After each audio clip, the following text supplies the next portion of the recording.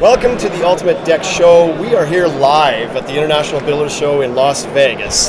This is a gigantic show. It's huge. I think it took us about an hour to find you this morning in this building. Well, I'm glad you found us. Welcome. Yeah, but we're here with Leslie Adkins. She's the VP of Marketing with Trex. So Trex is the #1 brand in decking, and you're behind a lot of that, right? So we're excited to talk to you today. It's a big team effort. I'm sure it is, yeah. I'm sure you're not the only one involved in all the decisions that are behind this, but why don't we start with telling us a little bit about yourself, just so we can understand who Leslie is. All right, so Leslie Adkins. I've been with Trex 10 years now, so it's been a great ride.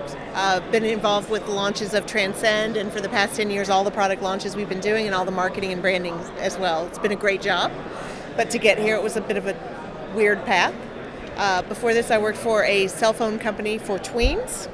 And then for 12 years before that, I worked in marketing and was the VP of marketing for Ringling Brothers and Barnum and Bailey Circus. Wow. So it prepared me well for this industry. Let's just change directions and talk about the circus for a bit. I think that sounds like a great topic too. It was great, but it prepared me really well for this. I bet. So, funny story, I actually used to work for a cell phone company in Canada as well, so we've got a bit of a common past there, but decking's way more fun. Yep. This show, like I mentioned, it's gigantic. I think I've heard numbers of like 130,000 people attend this show. How important is this show for Trex? You know, it's a great opportunity for us every year to really showcase what we're about. And it's more than just decking, it's outdoor living. And we really try to make our booth reflect that. You can see that even from this background here. So we love the opportunities to share our products, any new products we have going on, and just you've learned so much by meeting the people who come by. The booth is impressive. There's so many components to it. You kind of walk behind one display and find a whole other corner over here, and there's everything from furniture to the decking. Did you know about all these things? So I'm a bit of a nerd in the industry, so I did know about most of them. I picked Jamie's brain a little bit more about the furniture side because we're interested in kind of branching out ourselves and taking in more products in our store. So most of them I did, but the average person obviously wouldn't. So we'll walk around, we'll get some footage of that stuff to kind of show everybody what you're all involved in, right? Because it's more than just decking. Yeah, so you've got some new colors and stuff coming out this year.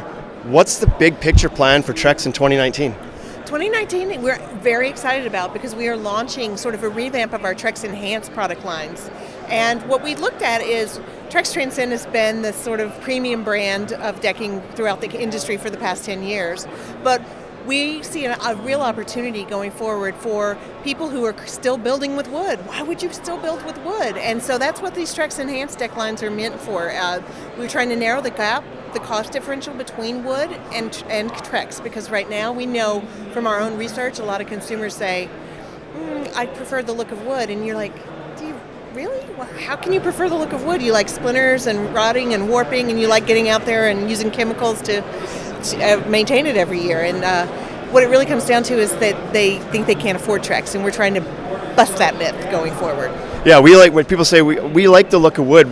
We always ask them, do you lie to your family like this too? I love that. Come on, right? That's a great line. Can we do a retake? Absolutely, yeah. Yeah, I mean, it obviously has been a bit of an issue with price because even at the entry-level price point for, say, Trex Select in the past, it was about 4 times more than what a treated board would be. Not in the entire project because the framing stays the same and everything, but so that was a big gap. Now we've kind of, pricing I think is maybe a little bit to be determined in a lot of markets. We set ours and now it's about a 2.5 times price gap. So it's definitely closed. Really important part. Like once you get to that level and you get someone to actually consider that, they recognize very soon, or very quickly I should say, that differential means a lot when they have free weekends going forward and don't have to spend their time maintaining their deck. Yeah, that's right. Yeah, Kate, the value is huge. It's not just about a cheap price. It's like the value of it all. Yeah, exactly. I've heard a line from Kate Campbell at a different show one time, and she's awesome, right? And she used this line in her presentation, and it was, do you want to look at your backyard and have a job back there, or do you want to enjoy it? And it's like, that's such a good way to think about it. Like, you look in the backyard, it's like, I've got to spend... To-do list, right? Yes. You don't want the to-do list. You want to be outside there enjoying it, like this. I'd like to enjoy this deck. Right? Exactly, yeah. Like, look at the view, not down... That's right. Spend your time enjoying. Exactly. Now, so the new deck boards, was it all just about closing that price gap with wood decking, or was there something bigger behind the release of all these new colors and stuff? Was there more to it than just trying to close that price gap? We spent about 3 years researching these new products. So, I mean, all the colors, how to make it, how to get there. But the real big picture was wood conversion. So Trex has been a leader in the market for 25 years. what we look at is we've got about a 50% market share within wood alternatives. That's tremendous. We've grown that about 20 points in the past 10 years. But where's our real growth potential going forward? Because we're always looking for that, and that is converting wood. So every 1% of wood decking that we convert equates to about $50 million. So that's our big eye. That's the eye on the prize, I should say, the big prize. Yeah, because I think I've heard the statistic that about 80% of decks that are sold are still wood. Is that what you guys know too? They are, and those woods are out there rotting, cracking, splintering every single day. Yeah, so you can beat up your competitors trying to claw some market away from them, or you can scoop it with an ice cream scoop and get it right. Yeah, so good strategy for sure. So we had a bit of fun with this when we did our Trex video. So if you haven't watched the show before about the Trex lineup, watch that. But we had a little bit of fun about the namings of these things. So how does that? It is highly scientific. I bet it is. Yeah. It is. Like, do you actually visit Foggy Wharfs and be like, "This is it. I feel inspired"? No, I wish we did that. I wish if it was like traveling across the world doing it. But what we do is our enhanced product line, you'll see some thematics around our color names. So for Transcend, let's just start there. Spiced Rum, Rope Swing, Tiki Torch, things like that. They're outdoor living components. Gravel path. Yeah, we really view ourselves as a lifestyle brand, not just a building product. So we're trying to capture all that. So the Transcend's kind of got all those kinds of things, like Vintage Lantern. Those are all names that sort of align with this sort of premium product. Enhance has this sort of coastal feel to most of the names. So that's where you get Foggy Wharf, Clamshell, Toasted Sand, things like that. So we work with within the marketing team and with our variety of agencies, and we bounce things around, and we do some focus groups, around the building. Go down and say, hey, what do you think of this? So. How long does that take to come up with names for a new line? You had 5 new names to come up with because the other ones borrowed their old names. Yeah. That sort of set the tone. You guess how long that takes. Oh boy, if we're involving focus groups and whatnot, I'm guessing that was probably like a 4 to 6 month process. Bingo. That's about what it takes. Yeah. And then ultimately, it comes down to the sniff test, like, does this work? Does this feel right? Yeah. I really got a kick out of the Toasted Sand. I thought that was my favorite, yeah. I'll share the story behind that someday. Perfect. Well, that'll be another show. Now, like we mentioned, Trex is the number one in composite decking. Everybody knows the Trex name. We often... Yes, fair enough. Not everybody. If somebody's heard of composite decking and they know one brand, it's Trex. Maybe that's a better way to put it.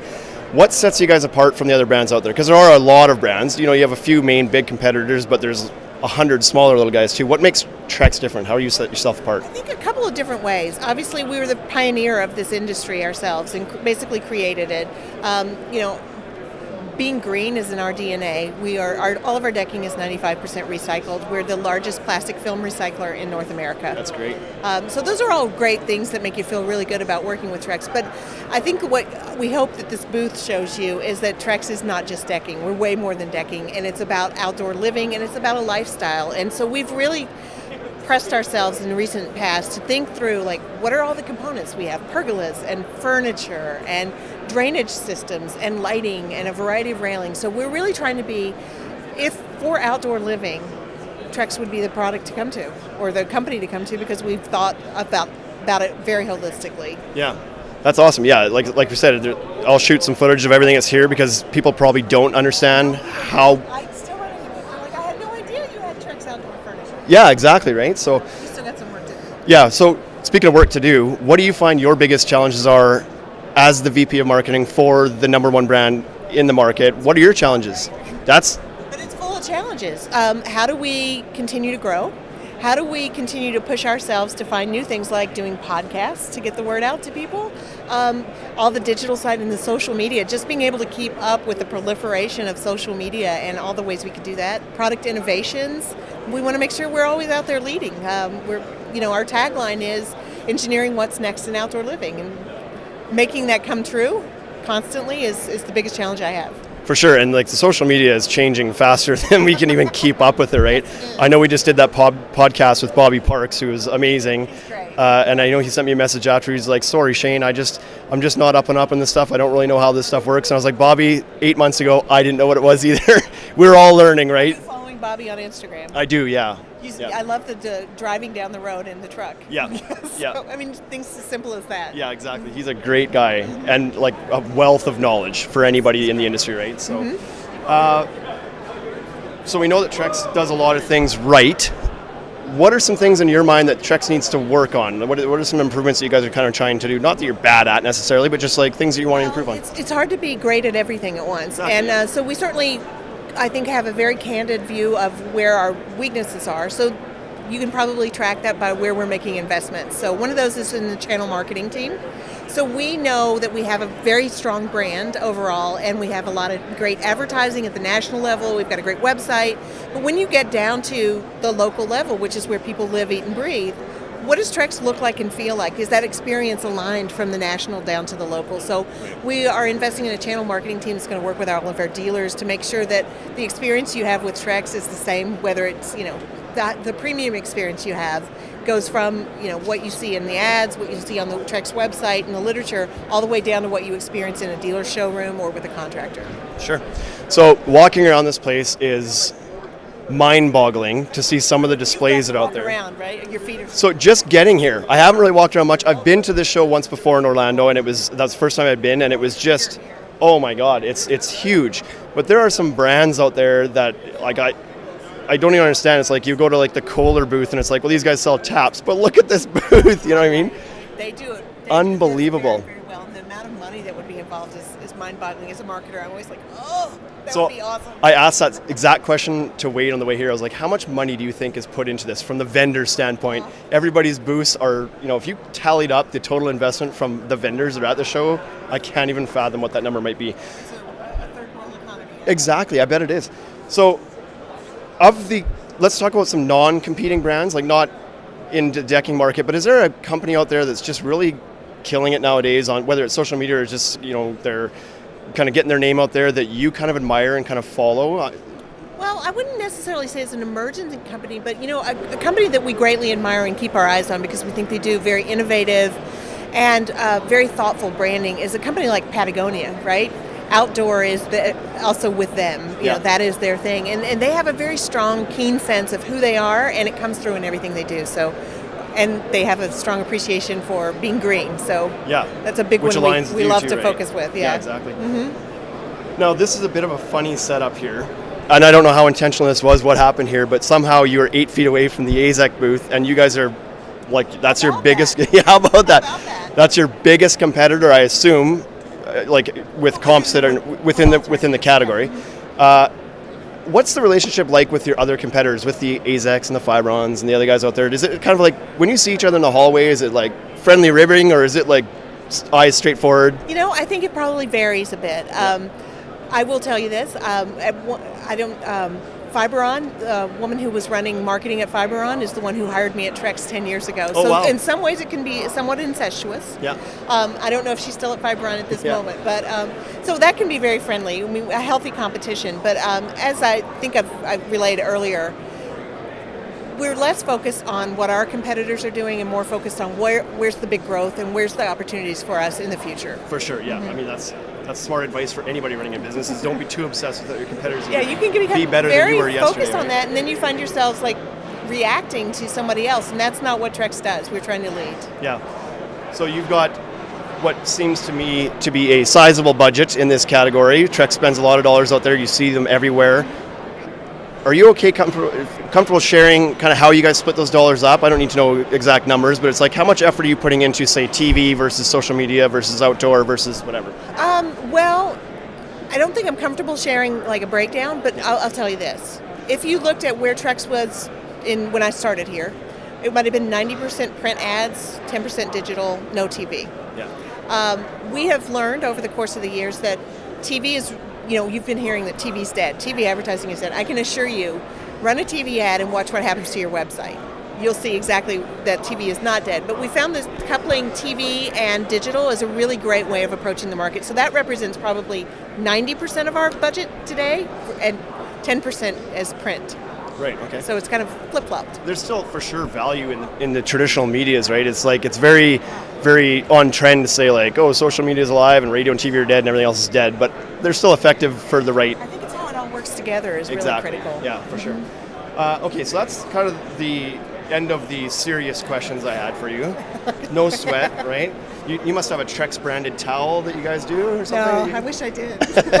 So I'm going to go through some rapid fire questions here. I'm going to give you some words, and I just want you to give me the first thing that comes to your mind. Pressure treated. Yuck. Good answer. Timber Tech. Confusing. That's very, very I've got a better current. one. I Yeah. can give another one. TimberTech? Who's that? There you go. Even better answer. Or I have a whole slew because Butch was helping me out with this. He wanted me to say, I don't know her. You had a few lined up. Any would have worked. Budget. Never enough. Marketing. Fun. Instagram. Growing.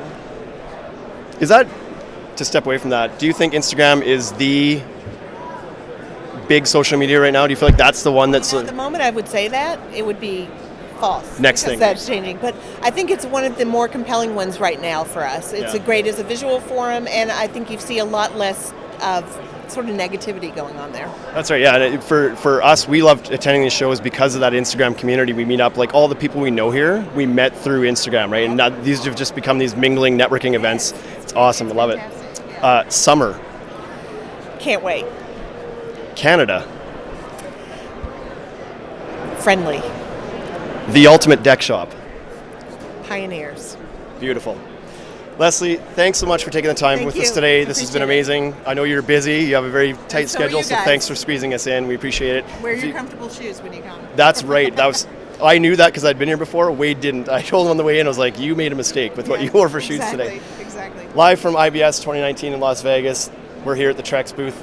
Thank you very much for tuning in. We'll see you again. Thank you. Awesome. Thanks so All right. much for Good. that. That's fun.